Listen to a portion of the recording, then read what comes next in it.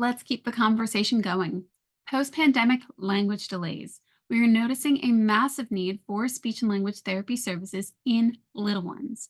Stay tuned because in this video, we're going to be talking about what happened and three key ways that you can help the little ones in your life improve their speech and language skills. For those of you who don't know me, my name is Lenora Edwards, and I am one of the many board certified speech language pathologists with Better Speech. We are an online speech therapy company providing high quality speech therapy services right from the comfort of your home. So be sure to stay tuned because we're going to be diving into this topic right now. Hey there! Before we get into today's video content, I want to go ahead and remind you to subscribe to our channel, Better Speech. And after you watch the video, if you found it helpful, go ahead and click that like button, comment down below, and don't forget to share with your family and friends. Also, visit us at betterspeech.com for more information. Now, over to the video.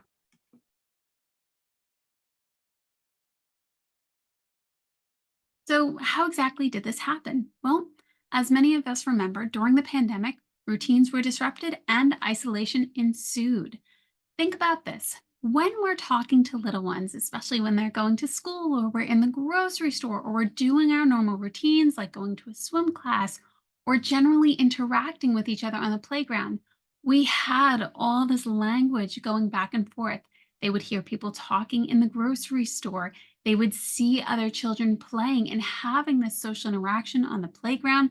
They would hear all this language, whether there was a knock at the door and somebody came into the home, or they were absolutely involved in school activities. This is all very, very immersive language environments and what we often call language rich environments.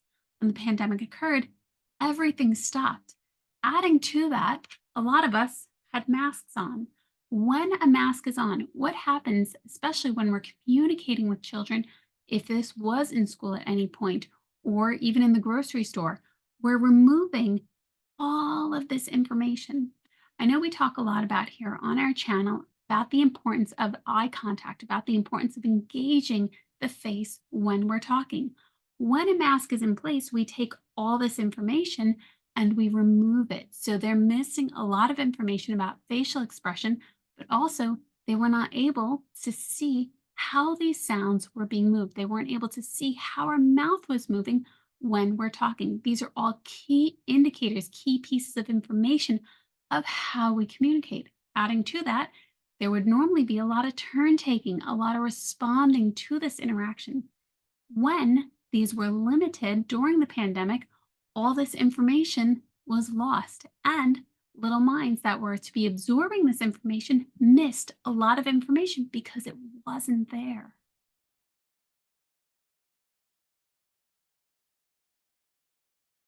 Now, some may say, well, my little one was able to watch the screen.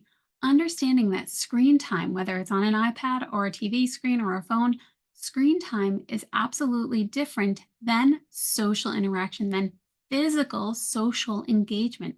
It's truly important to understand that, yes, language rich environments are absolutely there on our screen when we're watching TV, but it's a very passive experience. When we're communicating with other humans, other children, other adults, we're having this social interaction and it is very, very active. Now, here are three indicators that you're going to want to notice if your little one is experiencing a delay.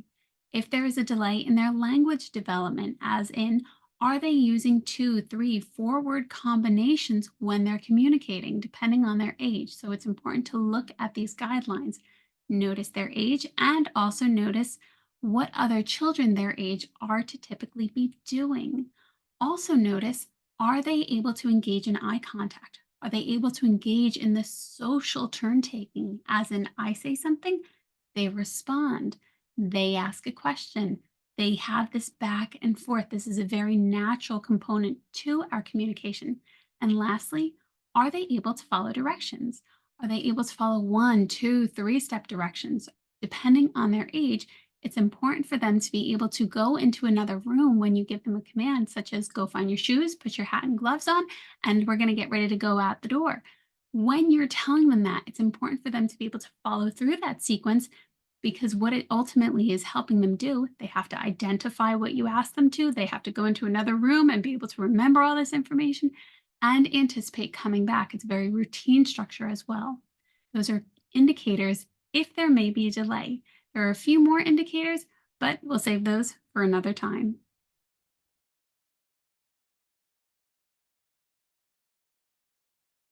So, how do we navigate this? First off, early detection is key. If you have concerns about your child's speech and language development, reach out to professionals, whether it's privately and you go to a rehab clinic and you ask them for services, whether you reach out to us at Better Speech and you ask for an evaluation, whether you reach out to your school and ask, I would like the speech language pathologist to come in and assess my child. Reach out for help. Early detection is absolutely the best thing that can happen.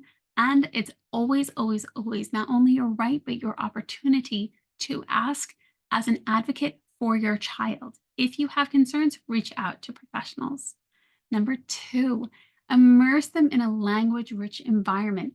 Have these social conversations, play with them as they're playing, be a part of the game, have this back and forth. These are skills that develop over time. They're not necessarily skills that we get immediately overnight. It's important to keep immersing them in a language rich environment. When you're talking with them, you're engaging with their face. When you're reading with them, you're pointing at the words in the book, you're talking about the book, asking questions what might happen next. These are all very, very language rich environments. And lastly, collaborate with others. Be a part of communities. Go to reading groups, attend the playground, get your child involved in these social interactions because they are so truly important for their speech and language development.